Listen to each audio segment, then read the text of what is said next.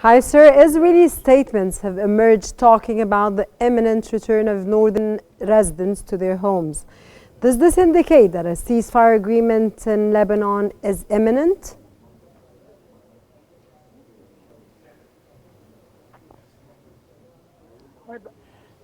I think that this issue is quite far from happening under the current circumstances, especially before President Trump takes office in the White House. So the Prime Minister of Israel is making use of this in-between period, and there is no particular settlement of power in America in order to continue his plan for the displacement and the destruction of the infrastructure in Lebanon, especially along the Israeli-Palestinian territories. This is why there has been this bombing of the houses in the villages on the borders there.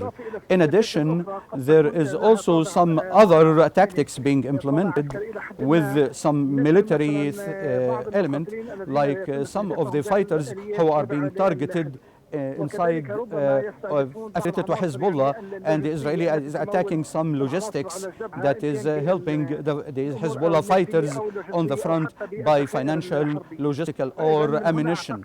Therefore, I believe that not before 2 months that we can speak about having a sustained ceasefire in the borders. Perfect, sir. If the narrative of the Israeli Broadcasting Authority has indicated that an agreement on Lebanon is very close, is this achievable, and what are the main conditions for reaching such an agreement, putting, of course, into consideration, sir, the displacement of the people and, of course, the bombing of Lebanon, of Israel to Lebanese cities in Lebanon and all that's taking place? How is a ceasefire imminent? I believe that a ceasefire should be associated with radical and comprehensive solutions. Even the American U.S. President-elect said that. But now, if the Israelis are saying that they can return the people of the northern settlements back home, this is more of a populist propaganda inside Israel in order to get the Israeli authorities to say that have achieved some security for the settlers, and maybe they are about to be back to their homes. But I myself believe that this war is more helping the benefits to Israel and Iran to continue these attacks in and there, because till there is a strategic solution that is established throughout the Middle East.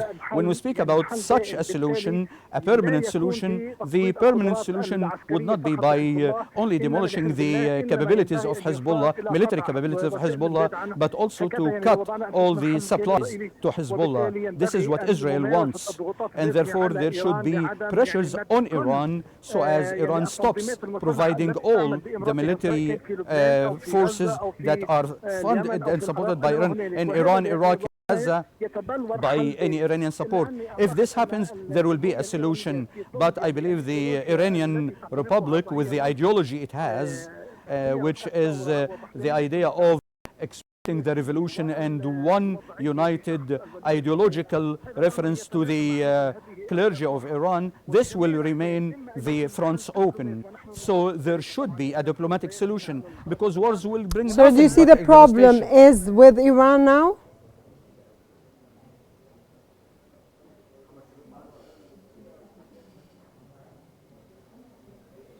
Okay, sir. Also, I could say that the military solution would not happen because there will always be an Iranian reaction to the Israeli attacks, and thus the Israelis, in collaboration with the American troops in the region, would continue to put strong blows to Iran to eliminate its military arsenal, whether the long-range missiles and maybe also the Iranian nuclear project. Okay, sir, considering that Donald Trump, of course, is now the President of the United States, and of course, This will change, of course, strategies in the United States and the strategies of the United States towards the conflict that's taking place in the Middle East. Do you think that this will end the crisis in Lebanon?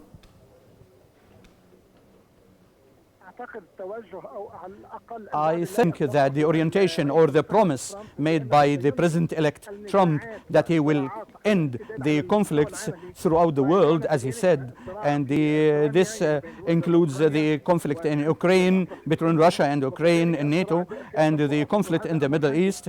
I think this is good, but this doesn't mean that there will be final solutions except by recognition of the rights of the Palestinian people in establishing the Palestinian state and providing the minimal level of rights to the Palestinian people. And only if this happens, I think the difficult to live in harmony and in peace and end all conflicts and wars.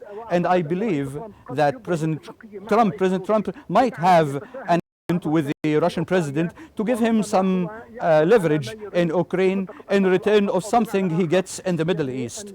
So this might mean that Trump might put in place the agreement that he has in mind about a comprehensive agreement in the Middle East and a comprehensive solution in the Middle East in order to prevent Iran from interfering into the Arab affairs by the Shiites militant groups and stopping the exporting of Iranian revolution.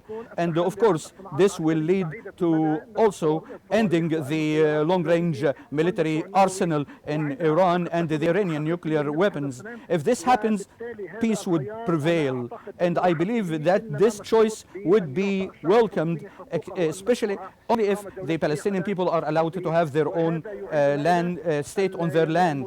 And this will take us back to the Arab Peace Initiative that was launched in Beirut in 2002. And this leads to a two-state solution based on the international Security Council resolutions and the reference of the international agreements. Perfect, sir. Taking into consideration, of course, that Israel does not stop its aggressive actions towards Lebanon, and of course the bombing and detonation, and of course the displacement of all the Lebanese people. Do you think that Israel will continue intensifying strikes on Lebanon in the coming period before a potential ceasefire agreement is reached?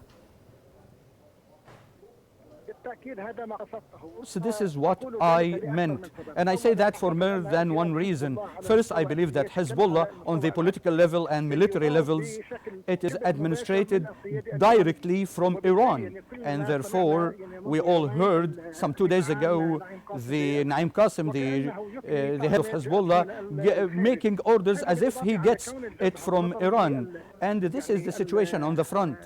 And because of the very severe hits to Hezbollah, I believe there is more of a direct intervention by the Revolutionary Guards of Iran to provide Hezbollah with fighters and military arsenal. Sir, again, my question was in light of the will Israel start intensifying strikes on Lebanon in the coming period? No, I'm not asking about Iran now at all. I'm asking about Lebanon in the coming period. Is Israel going to continue intensifying the strikes on Lebanon before a potential ceasefire agreement, regardless of Iran now? Of course, I believe that Israel is seeking this. Because the military objectives of Israel have been achieved to some extent. So Israel will definitely give more direct blows to the residential areas in Lebanon, like targeting the buildings of people close to Hezbollah or industrial institutions or commercial institutions, and to continue the systematic demolition of the villages in the south of Lebanon and Bekaa area. This is the hosting government of Hezbollah. And Iran will be doing this to pressure Hezbollah and to limit the supporting environment of Hezbollah. To what extent a country fragile like Lebanon and having all the social, political, and economic problems, how could Lebanon continue to sustain managing the displaced people under all these pressures? In fact, Lebanon, fortunately, has got friendships that save Lebanon to some extent from full destruction of Lebanon, especially with the Western countries like France and with the US. So we all know that the President-elect of the US, Trump, is, and he has got some advisors from Lebanese origin. So I think this can alleviate some pressures on Lebanon as a whole. Okay, sir, thank you very much. Is General Adel Machmouchi, military strategic expert. Thank you very much for your insights, sir.